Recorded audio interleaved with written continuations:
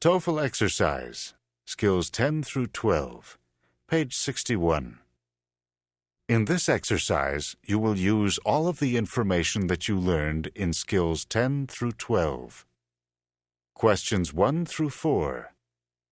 Listen to a description of the Ringling Museum.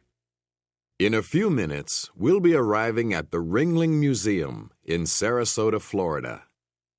This museum was built by John Ringling and his wife, Mabel. John Ringling became famous as one of the Ringling Brothers, who formed the Ringling Brothers Circus. We'll be visiting two areas, the Museum of Art and the Circus Gallery.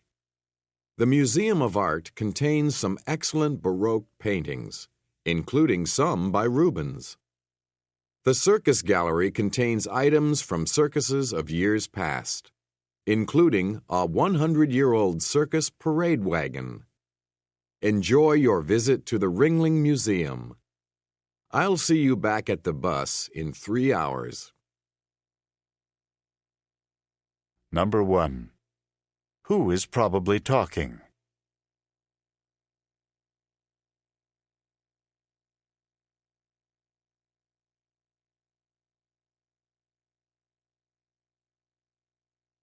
Number 2.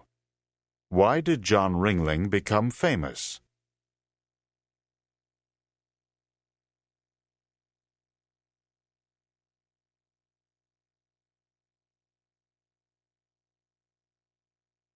Number 3. What is included in the Circus Gallery?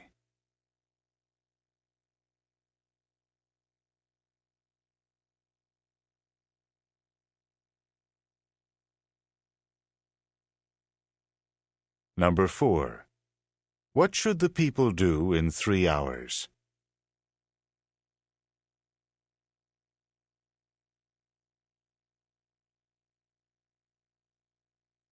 Questions 5 through 8. Listen to a lecture by a business professor. Henry Ford's Model T automobile is a great example of the benefits of mass production. Henry Ford introduced the Model T in 1908. These first Model T cars weren't mass-produced. They were sold for a price of $850 each. The Model T cars were very popular, and many people wanted to own them.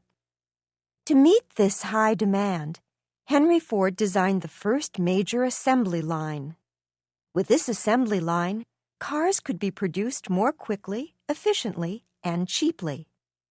Using the assembly line method of production, the company was able to produce 1,000 identical cars a day.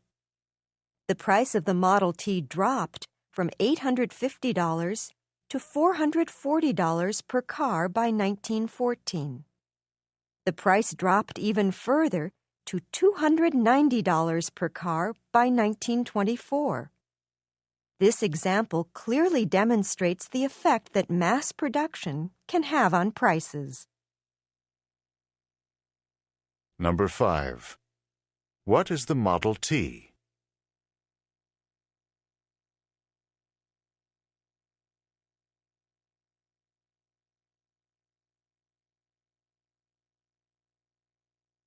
Number 6. When was the Model T introduced?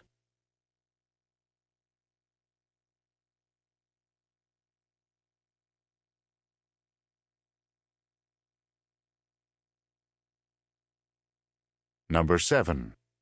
What was not true about assembly line production by Ford?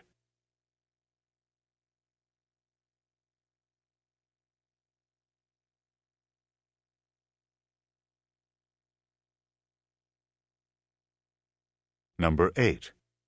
What happened to the price of the Model T over time?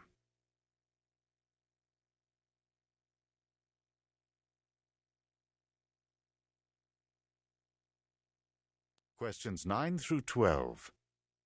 Listen to a talk by a university graduate student advisor. Hello, I'm Ms. Barker, the graduate advisor in the psychology department. You should all be new graduate students in the department. Because I'm your advisor, We'll be seeing a lot of each other during your studies. Today, I'd like to explain a choice that you have to make about your program in psychology. You must decide how you want to finish your program. At the end of this program, you must do one of two things. Either you must write a thesis, or you must take comprehensive exams. Let me tell you a little bit about each of them. A thesis is a long research paper, perhaps 100 or 200 pages long. It's an in-depth study of one area from your graduate studies.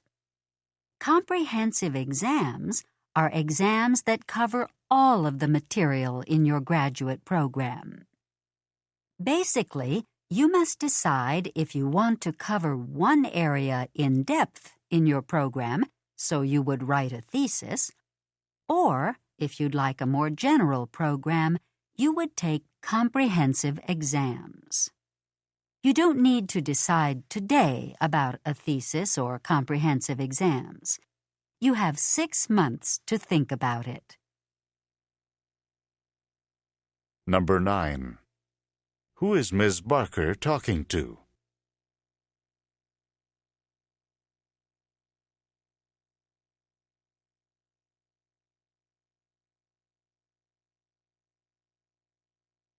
Number 10.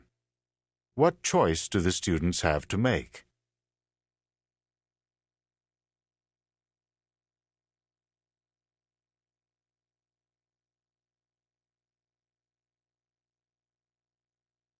Number 11. What are comprehensive exams?